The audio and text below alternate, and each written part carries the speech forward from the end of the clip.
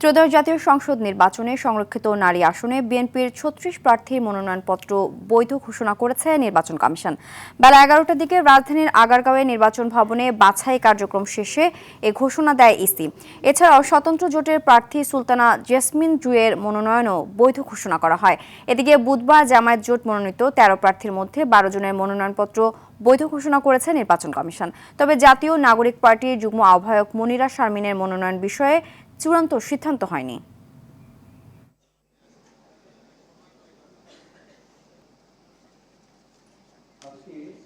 নীতি আইন নিয়ে বোঝার ক্ষমতা আমার আছে, এই সব কিছু আমার হচ্ছে সবচেয়ে বড় শক্তির জায়গা।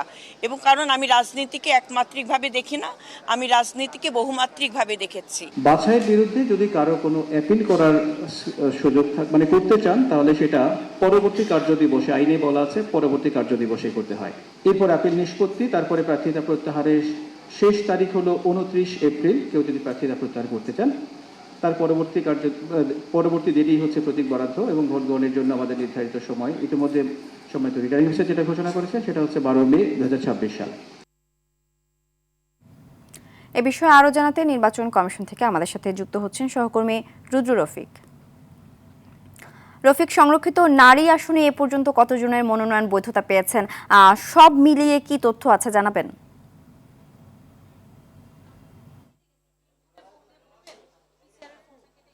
সিনথিয়া, গতকাল থেকে আজ পর্যন্ত সংরক্ষিত নারী আসনের যে 50 প্রার্থী তাদের মনোনয়নপত্র যাচাই বাছাই করেছে নির্বাচন কমিশন।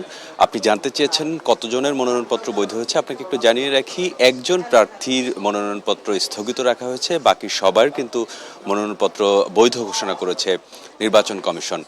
যে মনোনয়নপত্রটি স্থগিত করা হয়েছে সেটি গতকাল, আপনি নিশ্চয়ই জানেন, গতকাল দুপুর 2টায় জামাত জোটের প্রার্থীদের মনোনয়নপত্র যাচাই বাছাই করে নির্বাচন কমিশন এবং সেখানে জাতীয় নাগরিক পার্টি এনসিপির যুগ্ম আহ্বায়ক মনিরা শারমিন তার মনোনয়নপত্রটি স্থগিত করে রাখে কমিশন। এবং কারণ হিসেবে যেটি বলেছে, আরপিও অর্থাৎ নির্বাচনী যে বিধিমালা রয়েছে সেই বিধিমালা অনুযায়ী এমপি হতে হলে বা সংসদ সদস্য হতে হলে 3 বছর আগে আসলে সরকারি চাকরি থেকে অব্যাহতি নিতে হয়। এবং মনিরা শারমিনের ব্যাপারে যে আপত্তিটি এসেছে সেটি হচ্ছে তিনি বিগত সময় সরকারি চাকরি করতেন এবং সেটি 3 বছর এখনো হয়নি, সেই চাকরি তিনি ছেড়েছেন। এই কারণে আসলে তার মনোনয়নপত্রটি স্থগিত রাখা হয়েছে। এবং আপনাকে জানিয়ে রাখি আজ সকাল 10টা থেকে 11টা পর্যন্ত বিএনপি জোটের যে 36 প্রার্থী তাদের মনোনয়নপত্র যাচাই বাছাই করে নির্বাচন কমিশন এবং যাচাই বাছাই করে 36 প্রার্থীরই প্রার্থিতা বৈধ ঘোষণা করে কমিশন। এবং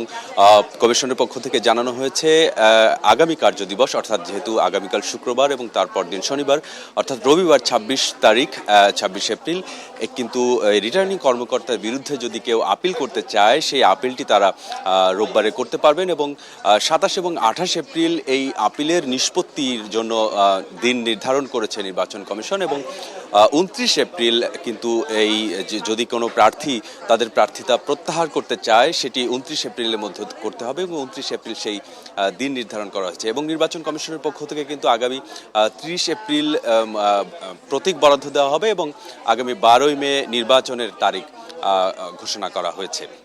আপনাকে একটু জানিয়ে রাখি, যেহেতু বাংলাদেশ জাতীয়তাবাদী দল বিএনপি এবং অন্যান্য যে জোটের প্রার্থীরা রয়েছে কেউই আসলে অতিরিক্ত কোনো প্রার্থী। রফিক, আপনাকে ধন্যবাদ।